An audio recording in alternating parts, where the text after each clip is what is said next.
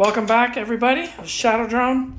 This is going to be a very short video, like literally like maybe 2 minutes, if that, just to show you where I'm at this point. And I wanted to show you really quick something else.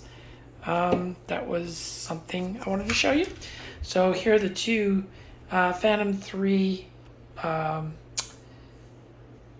fuselages, and they're partially assembled.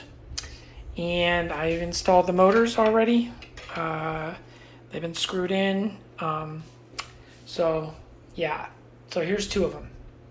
As I said in the previous video, they're in Phantom 3 cases, but they're going to be set up as Phantom 2s as far as the hardware goes. And it's all new components. So, but what I did want to show you really quick was the battery compartment modification. So on a Phantom 3, this is basically the frame you're looking at. Okay, that's your battery compartment. And then you have the DJI standard battery, which slides in here, okay, which is basically, this is the back of a DJI standard battery for this type of drone, okay, and that just pops in there like that, okay. That's what it looks like. So basically, the length of about like this is the size of the battery that you have. Now, remember, not all of this is battery because it's got smart circuitry in it and so on and so forth. So the battery basically starts from about here and goes to about there. Okay? So when I told you guys that I could get an 8,000 milliamp battery in there, standard LiPo, which saves me a ton of money because we all know how expensive these are, I eliminate that and I 3D printed this. Now, this is not a clean 3D print.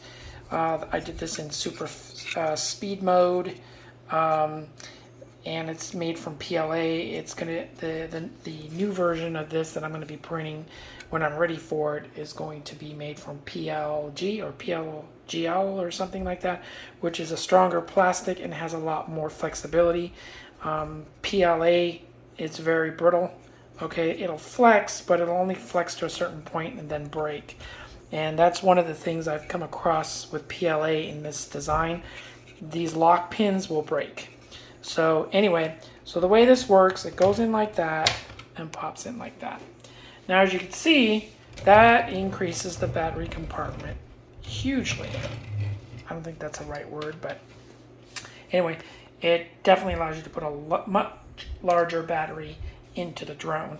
And also the cool thing on this unit is, let me get this out, see how hard it is to get out, and if you push too hard it'll break.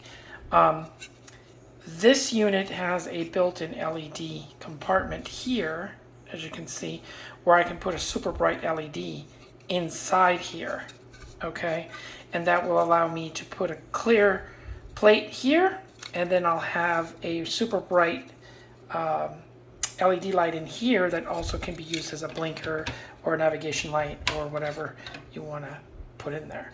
So once I do this in the other plastic, I'll be able to polish it up a bit to get rid of the ridges that you get when you 3D print, to smooth it out to blend with this. So I already bought the spool for this, and I'll be setting that up probably later on in the project. Right now, the most important part is to get the ESCs in there, which is the next step, and then the voltage distribution boards, and then everything else will just fit right in. Oh, and then also I need to do a wiring harness for the LEDs. So anyway, there it is. I'm doing two of them in an assembly line, and let's hope this works out. I'm pretty sure it'll work. All right, guys. Take it easy, guys. Have a good weekend. Shadow Drone out.